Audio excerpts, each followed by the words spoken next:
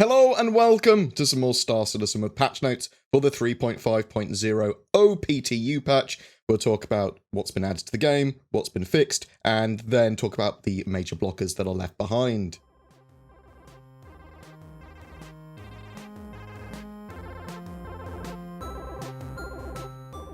So some feature updates to the patch. Ambient audio pass has been made on the TDD at Area 18, the Jobwell building.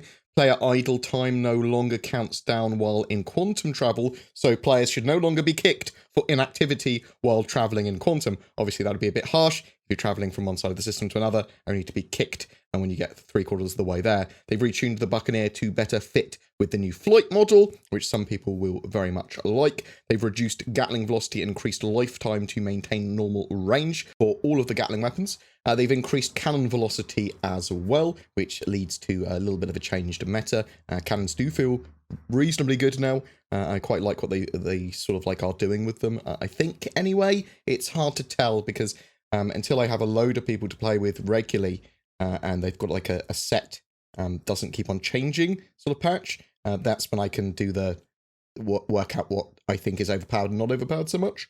So bug fix wise, ads around Area 18 should no longer have audio that bleeds through backwards. Reputable delivery missions should no longer send you to less than reputable locations, such as Grimhex or abandoned outposts. Scanning a mining depot should now no longer cause multiple scan complete audio prompts.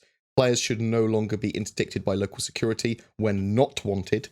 Obviously, if you are a criminal, you still will be. Guards at Lawville should no longer idle in place and should now patrol the area correctly. Rec rewards for participating in Arena Commander should now correctly be added to your account ledger. They fixed an issue that was causing AI service speaker missions for repair defense to not show as frequently as they should. Dropping a mission box on the ground should no longer instantly fail the delivery mission and prevent you from picking it up again.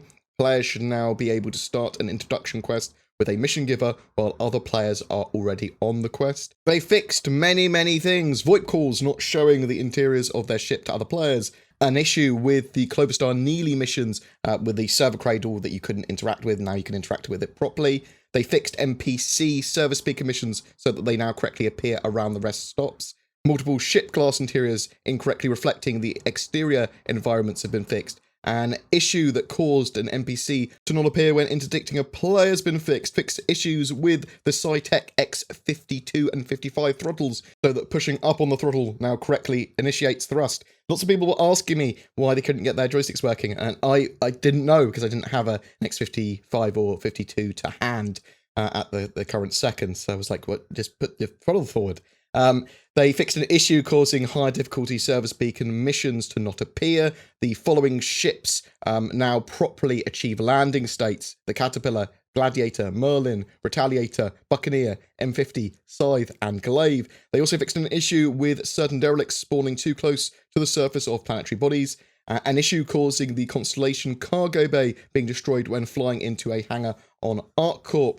They've attempted to fix jittering and mobile AI ships, which some ships suffer from it and some ships don't. Obviously, they need it so that pretty much all the ships don't suffer from jittering and being immobile. They've updated inventories to all Dumpers Depot locations outside of Area 18, and they fixed 5 client crashes, 7 server crashes, and 2 Star Marine crashes. There are still some other major known issues with the patch. Quantum travel VFX can sometimes appear off and overly flashy. Some ships are unable to connect when landing still, bouncing back into hover. Sometimes after ejecting, a ship claimed on insurance will be returned without their seats. Obviously, that is not ideal. The account copy has currently been disabled in this patch as well. Players are frequently killed instantly in their cockpit during dogfights. Again, which is not ideal for the meta. NPCs not moving at Lawville and Levski is also one of the major known issues. So there's actually quite a lot of balancing going on at the moment with cannons and things like that, how they work and feel. However, there are lots of problems with auto gimbals and where pips are telling me to aim. They're not anywhere near where I should be aiming with the pips, especially with the auto gimbals. So something's happened there to break that. They just need to fix that quite importantly. Combat AI is pretty broken, not working as intended. That's true of both FPS and ship combat. Some ships just go like AFK, some don't react, some are still jittering. The AI on the ground, they sort of like NPCs will ragdoll oddly. There's physics problems with them. They're still a bit sort of dumb. I'm hoping that they sort of focus on those known issues and the problems with AI and those other blockers so that we can have a decent live patch by the end of this week. They do seem to have found more problems than they have solved, but I suspect that's because they were trying to get more into the build and that causes more issues. Typically, once they actually just focus on fixing those known issues, they do it within like a day or so. So maybe they had already pre-planned to have 3.5 released by this weekend for a live build, and they went, well, let's make the most of it. Let's get as much as we can get into a patch by Thursday, and then just iron out all of those major issues, all of the bugs that we can for a live build. That would be my expectation anyway, but tell me what you think in the comments below. Every month, we have a giveaway for a Star Citizen ship. For April 2019, we are giving away a Drake Corsair with lifetime insurance. It's the new concept ship focused on exploration, and the loaner for that ship is currently the Constellation Aquila and the Buccaneer. To be in for a chance of winning, be subscribed to my channel and comment on any video that I put out during April. Full details in the description below. Need a PC or upgrade to play Star Citizen? Consider Shadow. Shadow is a cloud-based subscription alternative to a gaming PC, and it works with Star Citizen Alpha 3.5 better than it ever has. It leverages the power of the internet to give you a Windows 10 gaming environment potentially anywhere. Check out the links below or go to shadow.tech for more information. Use the code BoredGamer to receive a discount on your subscription if you do decide to try it. I'm not sponsored or paid by Cloud Imperium in any way. This is a Star Citizen news and fan channel that is supported by you, the community.